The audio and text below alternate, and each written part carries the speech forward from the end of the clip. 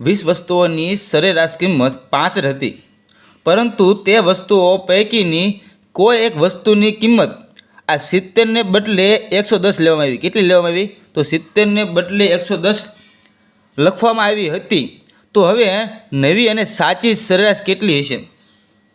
હવે લેવાના હતા 70 અને લખવામાં કેટલા આવ્યા? 110. તો વધારે લખાના. તો 110માંથી આપણે 70 બાદ કરશું એટલે કેટલા વધનાર લેવાના? તો 40 રૂપિયા. આ 40 વસ્તુની સરેરાશ કિંમત એટલે 40 રૂપિયા વધુ લેવામાં આવ્યા હતા.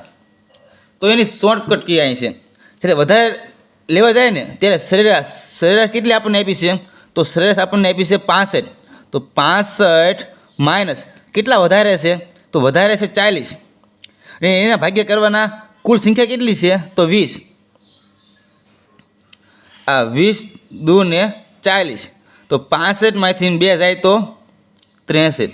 તો નવી અને સાચી સરેરાશ કેટલી છે? તો 63.